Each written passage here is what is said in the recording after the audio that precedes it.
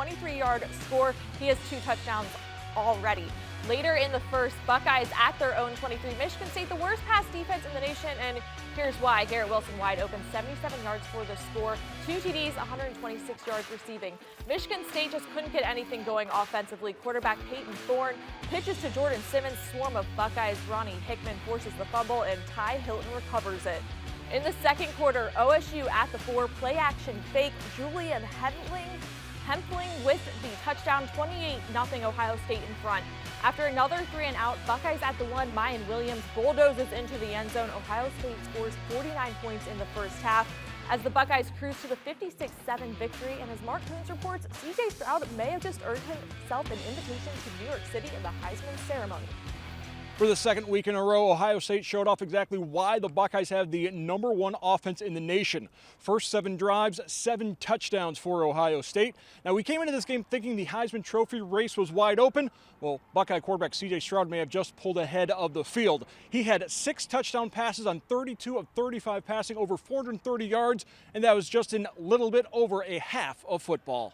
Well, you can see our capability, and when we're playing, really good football and clean football, that we certainly have a high ceiling, and we're still striving towards greatness, and it's bringing it every week and playing really well every week. We had a great week of practice, great week of preparation. They did some good things on defense, so we knew we had to be prepared for it. And really, everything that we thought we were going to get, we kind of got. So it was good just to come out there and execute at a high level. We spread the ball around. That could happen at any time. We're all getting targets when the running back's clicking, the passing game's clicking. I feel like that can happen at any time. We always got to go out there and prove it, but, during, the spring, when we're all out in the field, I'm like, oh, he's dangerous, he's dangerous, he's dangerous. Everyone's dangerous, so we knew what we had, but we just had to go out there and prove it.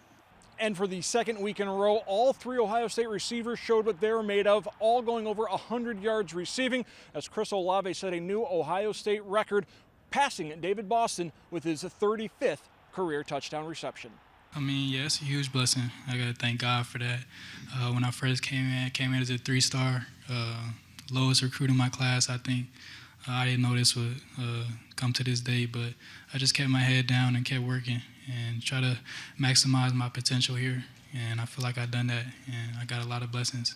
I appreciate him. I tell him I appreciate him as much as I can because, he's just keeps setting the standard, and us young guys, we have a path, we can follow that, and that's all you can ask for. His legacy, I wouldn't be here in this position and knowing all the things that I know without Chris, so, I appreciate him. Defensively, Ohio State held Kenneth Walker III, who came into the game as the nation's leading rusher, to just 25 yards on 6 carries, as the defense helped set the tone in the first half. I think they took it as a challenge to stop the run. We're going to have another challenge coming up this week, but certainly had a lot of respect for Walker coming into the game and wanted to do a good job stopping the run and make them play, really one-dimensional, and I thought we did that. We just decided to just have a different mindset about this week. We didn't want to be one of those teams that he did what he wanted against.